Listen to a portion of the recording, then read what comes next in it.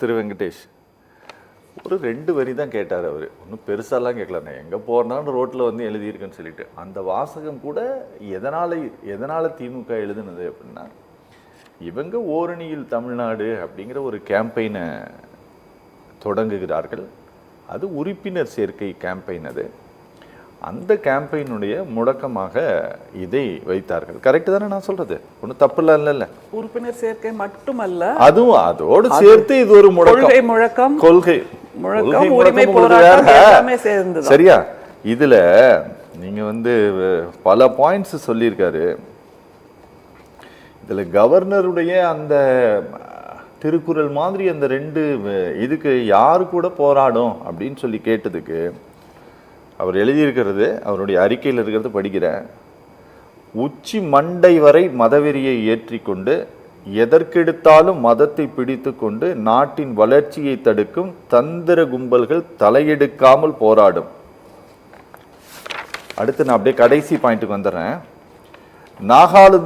நாகாலாந்து மக்கள் புறக்கணித்து அனுப்பிய பின்னும் திருந்தாமல் தமிழ்நாட்டு மக்களிடையே குழப்பத்தை உண்டாக்க மட்டுமே பணியாற்றும் ஆளுநருக்கு எதிராகவும் போராடும். இவ்வளவு கடுமையான ஒரு பதிலை டிஎம்கே தவிர்த்திருக்கலாமா? இல்லை, டிஎம்கே வந்து கவர்னர்கிட்ட வந்து இவ்வளோ கடுமையாக பேசுறது ஒன்றும் ஆச்சரியப்படுற ஒரு விஷயம் கிடையாது. சரி, அது ஒன்றும் வந்து இப்போ ராமசுப்ரமணியன் சார் சொன்னது தான் ஒன்றும் முரண்படுறேன். அவங்க வந்து உங்களுக்கு வந்து பிடிக்குதோ பிடிக்கலையோ அவருடைய பதவிக்கு வந்து ஒரு மரியாதை இருக்கிறது, அதற்கான மரியாதையோட பொது வழியில் பேசணும். அது வந்து ரொம்ப ரொம்ப முக்கியம். மேதகுத ஆளுநர் தான் நம்ம எப்போதுமே குறிப்பிட்றோம்.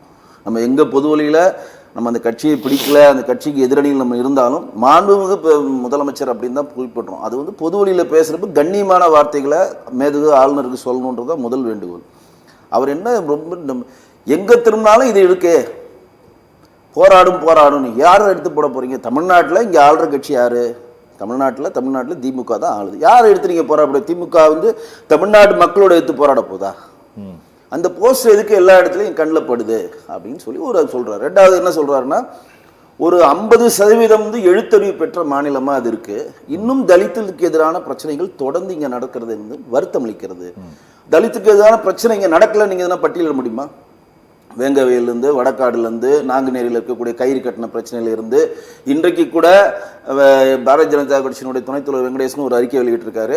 அதில் என்ன சொல்கிறாருன்னா, ஆதி திராவிடர் நலப்பள்ளியில் படிக்கிற பசங்களுக்கு வந்து ஒரு நாள் சாப்பாடுக்கு வெறும் 50 ரூபாய் ஒதுக்குறார்கள் தமிழக அரசு.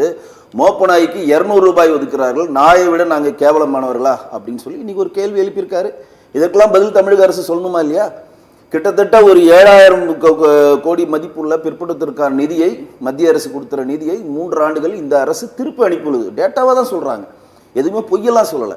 இதெல்லாம் வந்து மத்திய அரசு வந்து சொல்கிற விஷயங்களை நீங்கள் உள்வாங்கி எடுத்து செய்யுங்க அப்படின்னா அதை செய்ய மாட்டோம். ஏன்னு சொல்லி ஒரு கவர்னர் பொது வழியில் கேட்டால் நீங்கள் சொல்கிற மாதிரி ஒரு வரியில் கடந்து போயிடலாம். சரி, நீங்கள் ஓரணியில் தமிழ்நாடு, உங்களுடன் ஸ்டாலின், எங்களுடன் ஸ்டாலின்லாம் பண்ணீங்க. அதெல்லாம் பண்ணி எங்கே பண்ணீங்க? திருப்பவனத்தில் ஆற்றுல தானே விட்டீங்க. அதற்கான தீர்வு எதனா வந்திருக்கா? டேட்டா கொடுங்க. இப்போ எவ்வளோ தமிழ்நாடு ஃபுல்லாக கிட்டத்தட்ட ஒரு ஒரு ஒரு மாவட்டத்தில் நீங்கள் நடத்தணும்னா 30 to 40 லட்சம் நம்ம வரி பணம் தான் செலவு பண்ணுறோம். திமுக அரசாங்கத்தின் பணம் செலவு பண்ணல. என்னோட வரி பணத்தை எடுத்து மாண்புமிகு பிரதமர் முதலமைச்சருடைய போட்டோவை போட்டு, ஏன்னா ஸ்டாலின் அவர்கள் முதல்வர் போடலாம், நம்ம பணத்தை செலவு பண்ணலாம், அது தப்பு சொல்ல. அந்த 40 லட்சம் செலவு பண்ணி ஒரு டேட்டா கலெக்ட் பண்ணி அவங்களும் வந்து சரி இந்த 4 மாசத்துல நமக்கு ஒரு மாற்றம் வந்துடாதா, 6 மாசத்துல நமக்கு கலைஞர் உரிமை தொகை கிடைச்சிடாதா, பட்டா மாறிடாதா, இபி குறைஞ்சிடாதா, மாசம் கணக்கெடுப்பு வந்துடாதா, கேஸ் விலை 100 ரூபா குறைச்சிடாதா, டீசல் விலை வந்து பெட்ரோல் விலை, டீசல் விலை பெட்ரோல் விலை 4 ரூபா குறைக்கணும்னு சொல்லி குறைச்சிடாதா, கல்வி கடன் தள்ளுபடி ஆயிடாதா, நகை கடன் தள்ளுபடி ஆயிடாதா அப்படின்னு நினைச்சு உங்களை நம்பி கொடுக்கறத நீங்க எங்க போய் போட்டீங்க? ஆத்துல தானே போட்டீங்க. அதற்கான ஒரு குழு வச்சு நாங்கள் விசாரிக்கிறோம் சொல்றது இதெல்லாம் கவர்னரிடம் போகும்ல.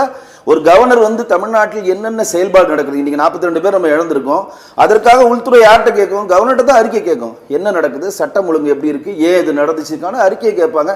இங்க தமிழ்நாட்டில் என்ன நடக்கிறது, அவர் தமிழ்நாட்டை மட்டும் குறிப்பிடல. இப்போ மாண்புமிகு முதலமைச்சர் ஸ்டாலின் மட்டும் தான் சொல்றாரு. அவர் சொல்றது 50% உள்ள மாநிலங்களுக்கு தலித்துக்கு எதிரான பிரச்சனைகள் நடக்கிறது. தமிழ்நாட்டில் மட்டுமல்ல, இந்தியா ஃபுல்லா நடக்கிறது. வருத்தம் அளிக்கிறது. அப்படிதான் சொல்றாரு.